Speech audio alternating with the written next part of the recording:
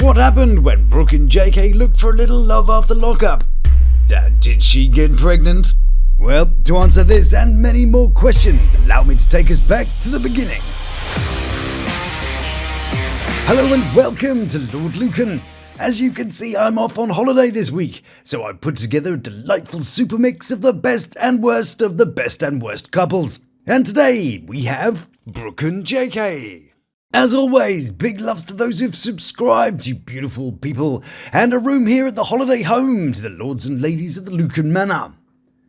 So I'm gonna put my little feet in the water, and while I do, please enjoy and thank you for watching. But now we're off to check some more shit of the bull variety as we meet Brooke and JK. JK's got a couple of kids. Brantley, he's not scared of anything. Brantley? My god, that's what happens when you can't decide between Bradley, Bentley, Brent, and you end up just smashing them all together. That kid'll forever be telling people his name's not Bradley, it's Brantley. Bradley? Brantley? Bentley? Yeah, sure, whatever you think you heard. For some reason, I'm always correcting people with my name, too. Hi, I'm Luke. Nick? No, Luke. Jack? Pfft, stupid phone people. Brantley, he's not scared of anything. He rode his first mini bull when he was 5. That bull looks a bit sheepish. Yeah. Anyway, so what's the dealio with this duo? JK has himself a best friend called Bonnie. Maybe it's just platonic. We could say, maybe. Well, Brooke's mum, who gives off the Rosie O'Donnell vibes, isn't convinced. Him being best friends with that girl while he's gone is one thing, and it's a totally different ballgame when he's back at home. But don't worry, Brooke here had the solution. Befriend the woman and end up living with her. Not such a good job there, I think. But Brooke seems to think the logic is sound, because, friendship.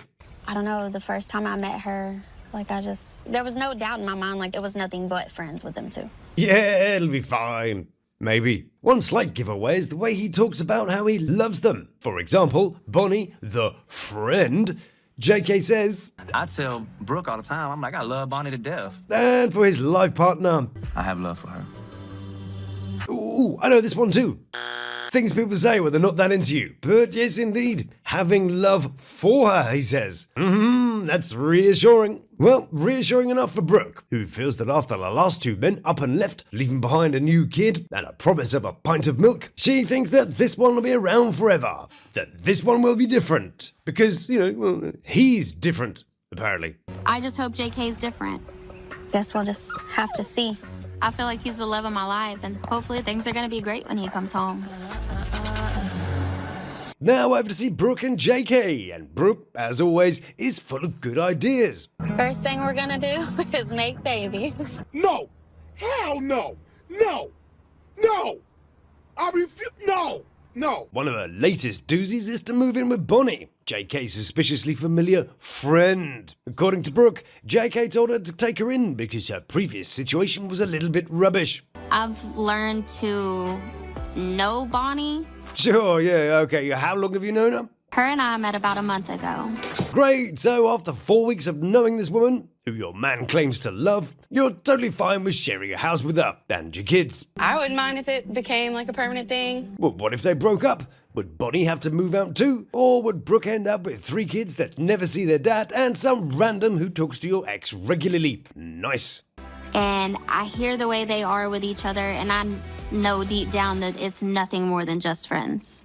Well, what about the not so deep down? What about somewhere, in the head region? What does that area think about it all? I bet it's not so keen on the indefinite sleepover that's happening there. But I guess there are some perks. Having a freeloader about the place means she can use it to do all the little jobs. I need to get all my stuff ready. I gotta pack my bags. I got you.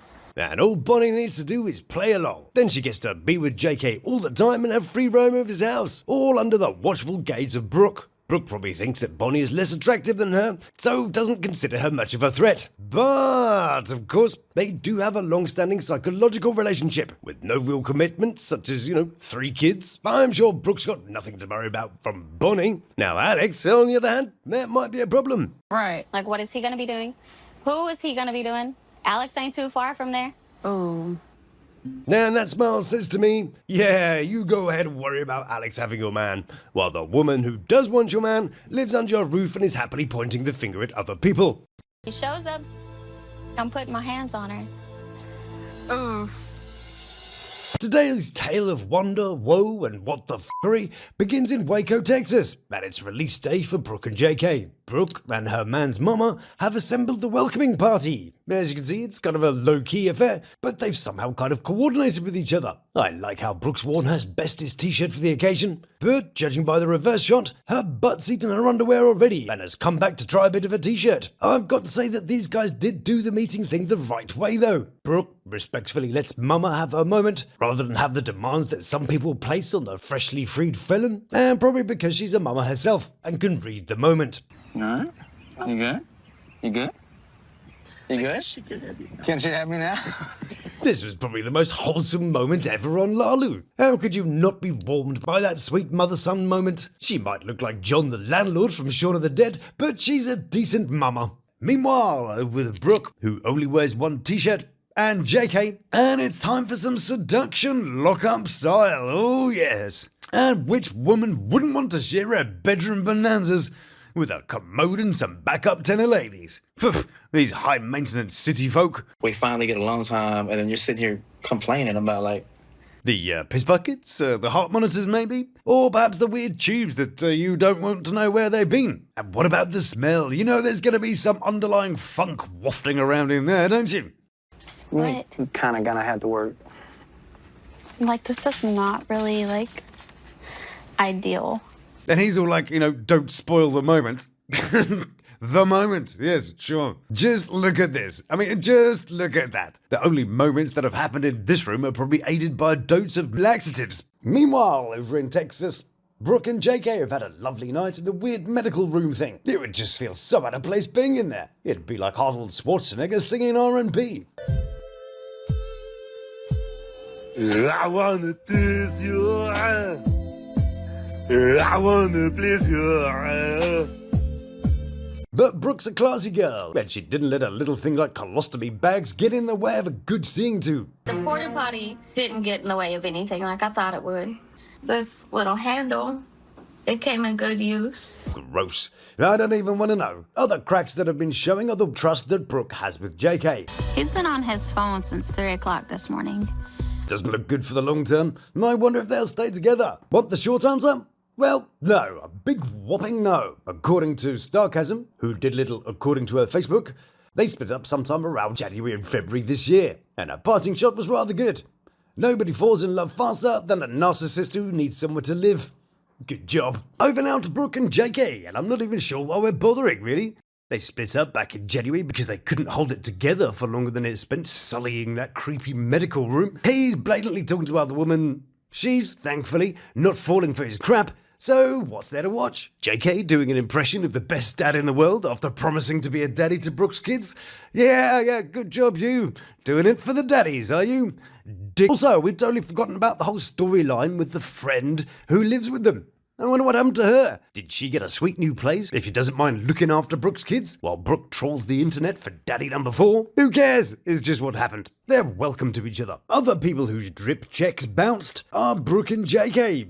The short version of what's happening here is that JK had arranged to meet Brooke's kids, the one he cares so much about, but has to report to probation at the same time. Probation, of course, is pretty good for your freedom. The kids, well, if Brooke hadn't decided that she was going to assign this idiot to the role of doting father, after knowing him all of 5 minutes, then how could you really be surprised that it all goes south? And now Mr. Reliable has double booked himself, and no matter how he frames it, it's going to come across as a slap in the face for the kids, which for normal people might not be too much of a thing, if you kind of handle it properly. But, yeah, this of course has launched full-on warfare as Brooke feels disrespected. But what I wanted to show you is how this scene sets out a theme for the week. So let's see what I'm talking about by checking out JK's behaviour. First, when he doesn't get his way, he goes for the strategy of being aggressive. When that doesn't work, he refers to the narcissist's fog, or fear, obligation, and guilt. What am I supposed to do? All right, well, I gotta go, Mom. Bye.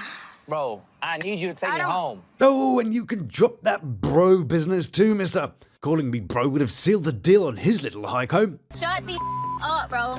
So, fog. These are 3 strategies narcissists use to manipulate their situation. So, it's fear. I'm not gonna be home in time for my curfew. Obligation. If Brooke does not take me back, And guilt. I'm going back to prison. Bingo! Congratulations! You've won Narcissist Bingo by ticking all the boxes in one sentence.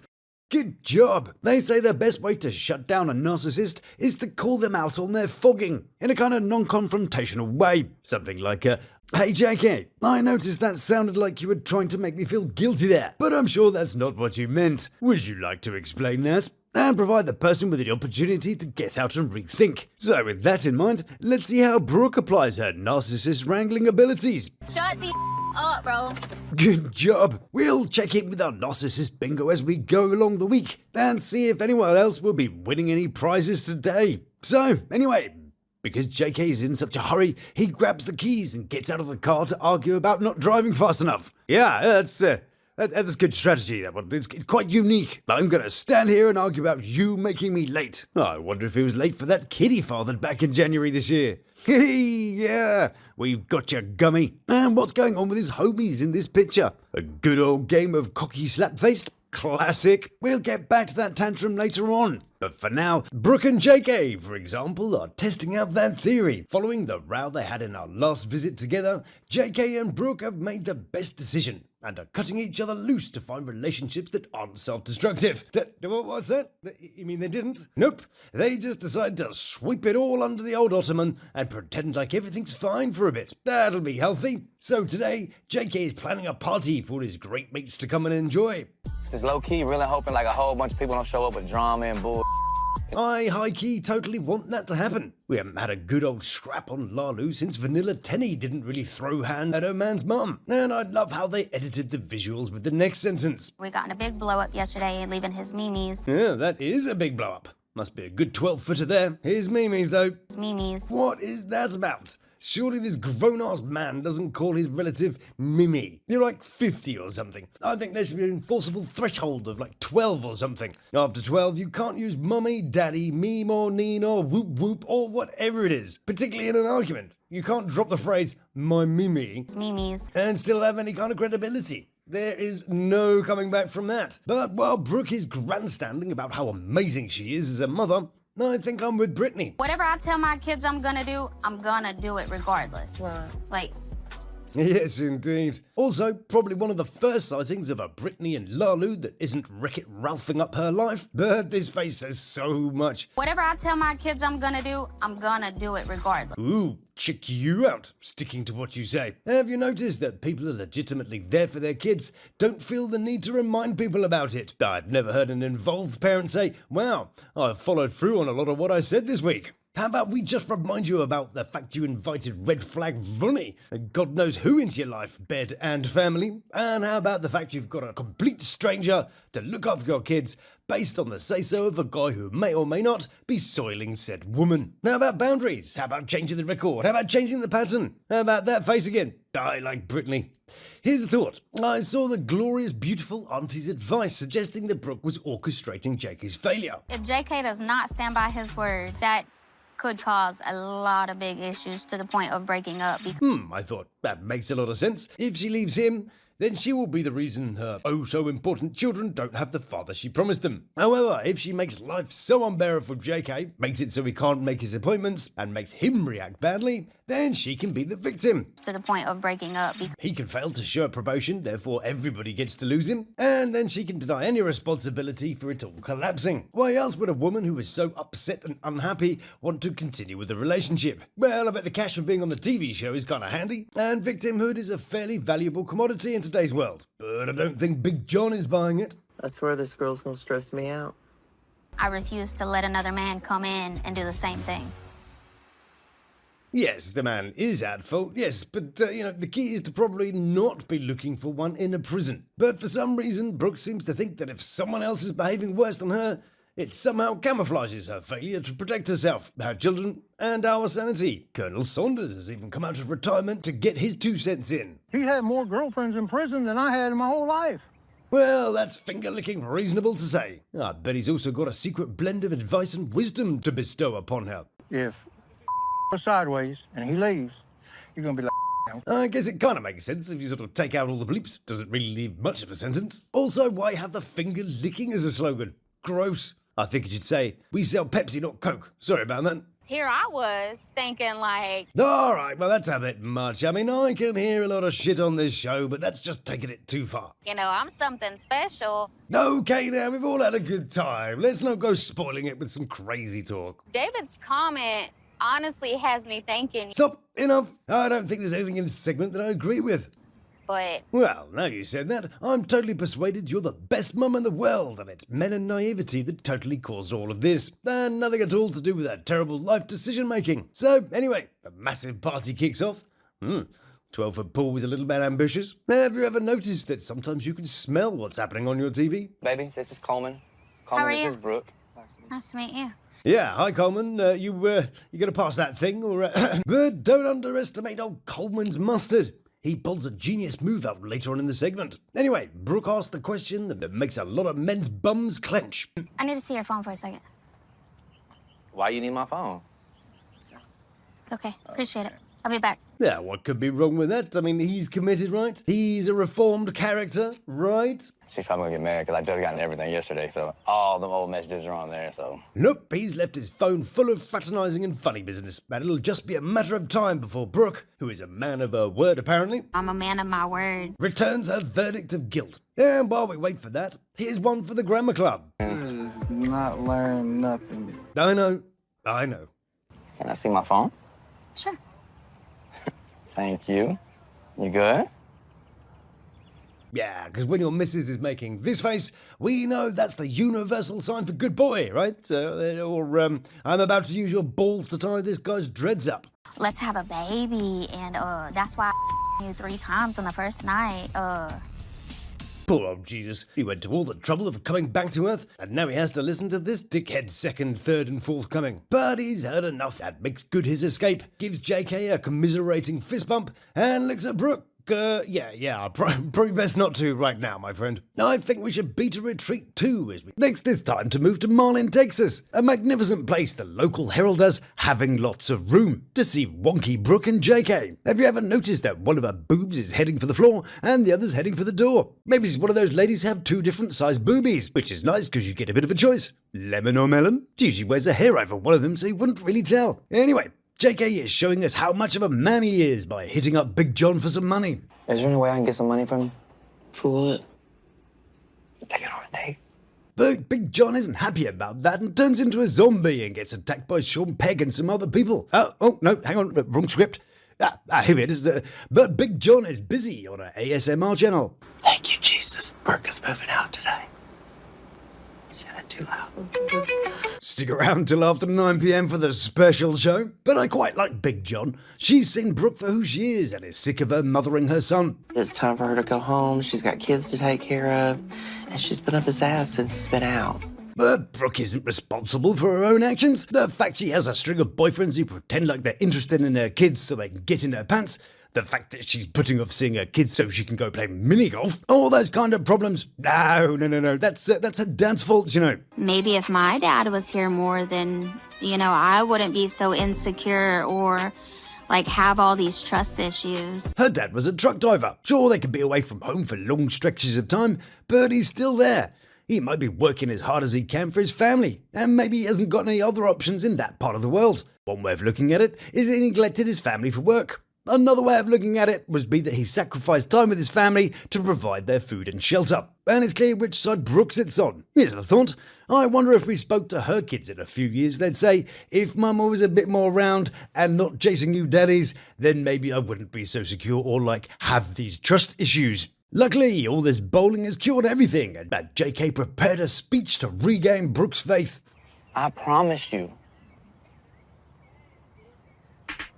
Good job, if you were 12. And I suppose in the land of Lalu, it isn't loyalty, understanding, and trust that are a sign of commitment. It's tattoos, babies, and pinky promises. Nice. But after all the rubbish, Big John gets everyone together and says a few words. So we're having this get together to welcome him home, and we wanted to show you how much we love you. Oh, how sweet. What a close and wonderful family. Some real genuine sentiment. The thing about a tight family environment is they just never want to leave. So I have a little presentation. Is that the time? Oof, well, traffic's a nightmare at, whatever time this is. Sorry about that. I'd love to check out your 3-hour PowerPoint, but oh, alright then, go on then. Let's watch the amazing show. And the family prepare themselves for death by transition as Big John whips out the old barn door effect, then dazzles with this sort of, I don't know, pulsing sort of thing, and wows them with some old school film effects as the kids slowly slip into a coma. Along the way, we get this delightful picture. That's Big John when she was all young and sexy. That's Gummy Boy. And this is probably the uncle we don't talk about anymore. So what's all this about? At first he looks like he might have graduated from a cheesecake school that happened to be run by the Freemasons.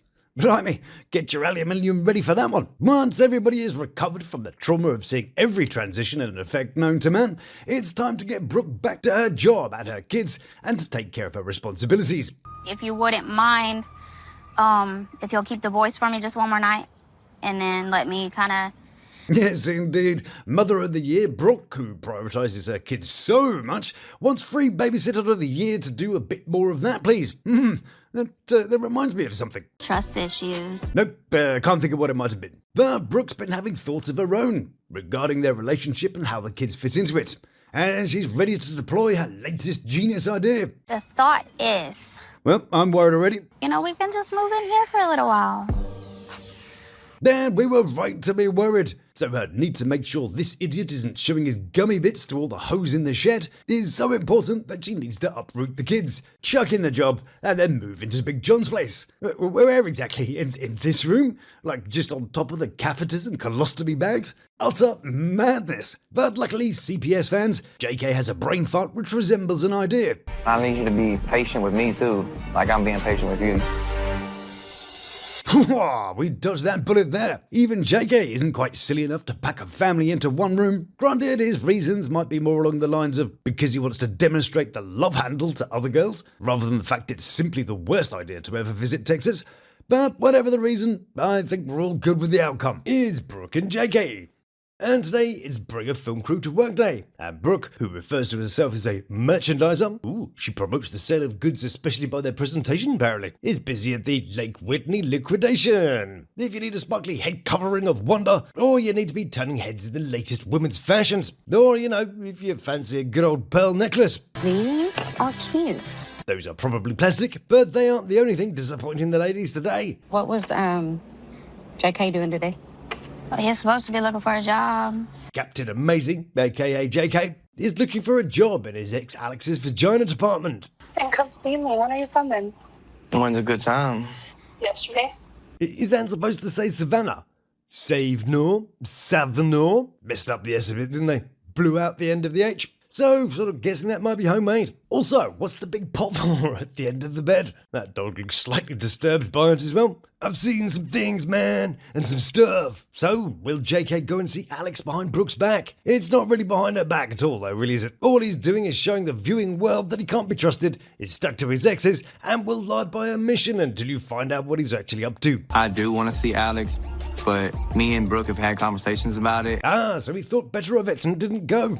He realised that even if he doesn't want to be with Brooke, then he should at least treat her with respect and a little bit of courtesy. I don't expect her to understand, so it's just something I need to do.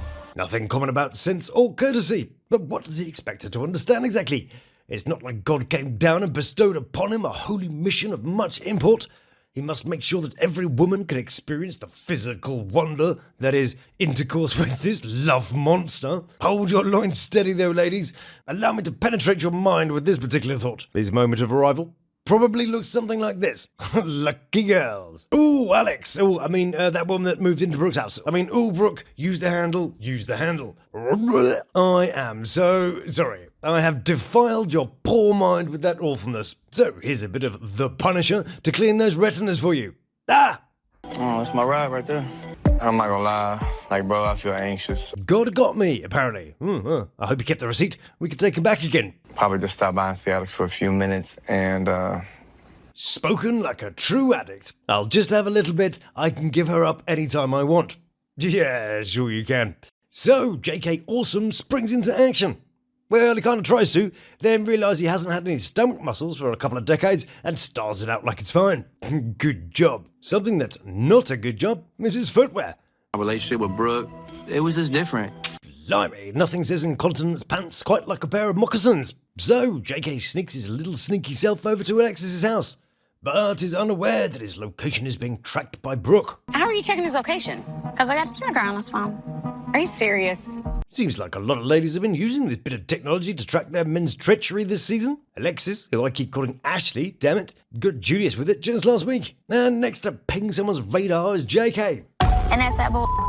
He's smart. He ain't supposed to be there.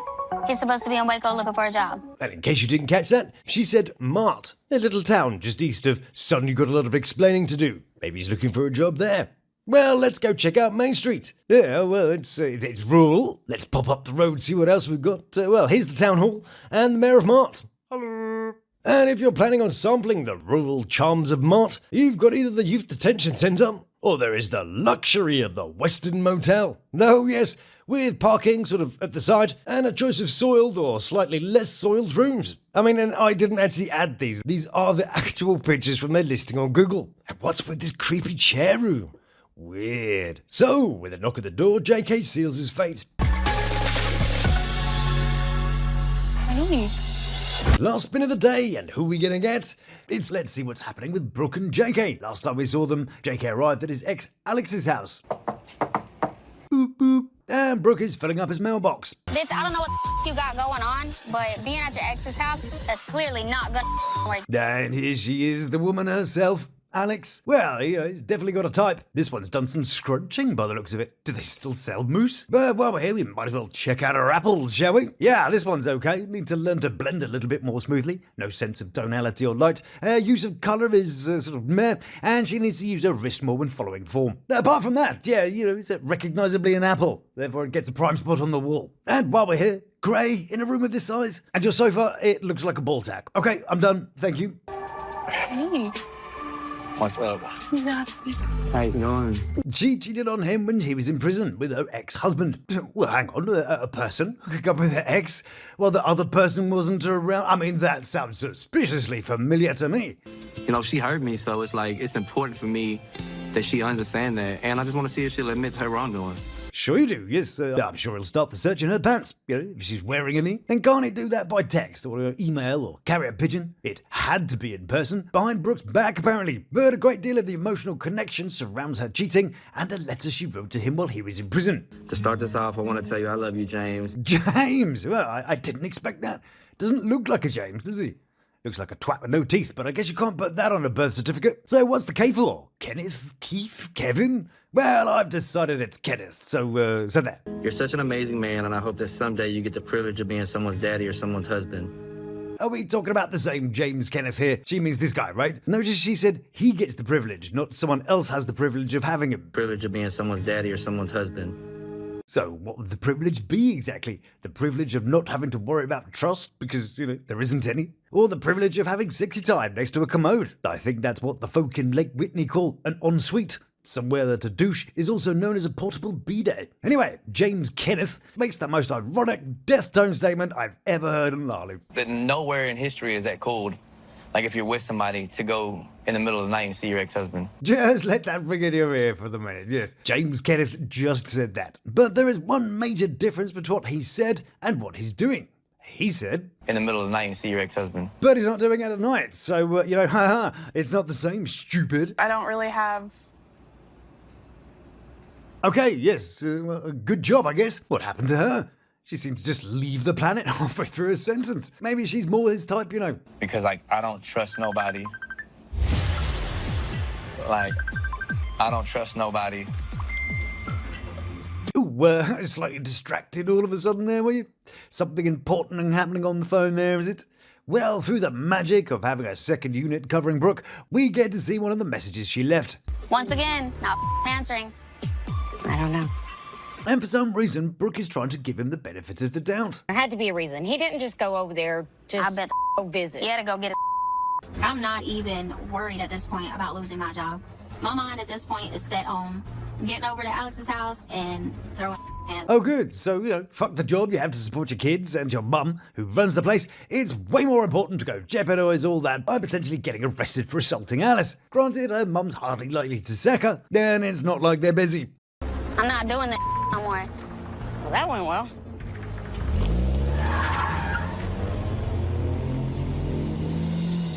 And before I get to the next section, The version of this episode that I found contains some adverts from the US. There was a Corona one. Ooh, that's a tough one to sell. Some eye thing where the model makes himself look like an avatar. I was quite impressed with Dandruff Man's veneers. There was something about a hemorrhoid cushion, probably. Ooh, this is nice. Well, that feels good. And an advert which is very cruel to old people. Oh, what is that musty smell? Oh, damn. I'm standing right here, you know. I mean, it was a long car ride and these tender ladies don't hold much. And it's the turn of Brooke and JK, who have managed to make their relationship last just over a week. And now JK is in big trouble because, unbeknownst to him, Brooke is hurtling her way to his location. I'm gonna break your balls. I'm gonna break your balls. I'm gonna break your balls. Yee-haw.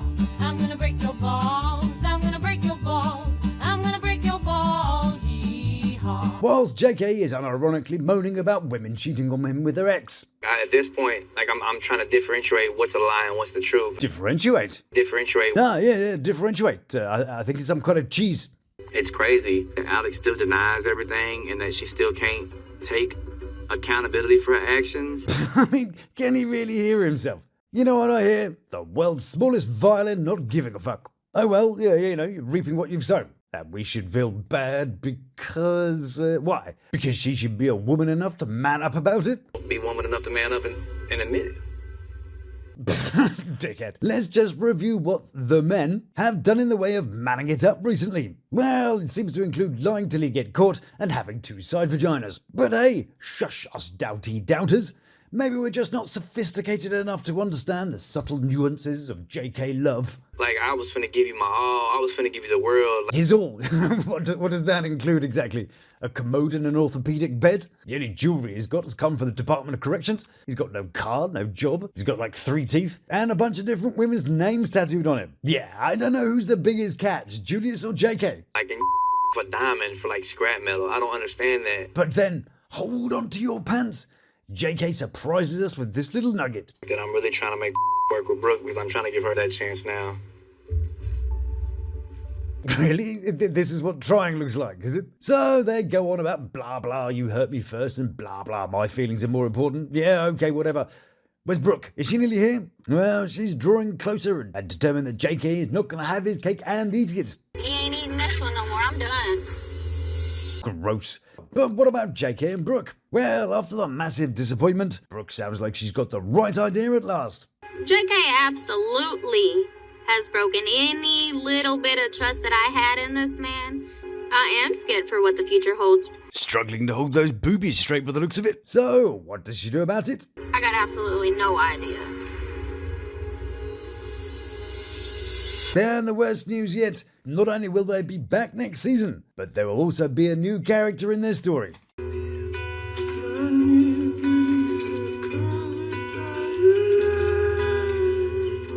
Yes, indeedy, Brooke is joining that illustrious list of women that were going to give birth on Lawd. Oh my goodness, save us all. Thank you again so much for watching and for all your delightful comments. I appreciate you very much. So if you enjoy what I do, then please do like, subscribe, and try one of these delightful offerings. So until we meet again, stay beautiful, love to my 3, and you take care of yourself.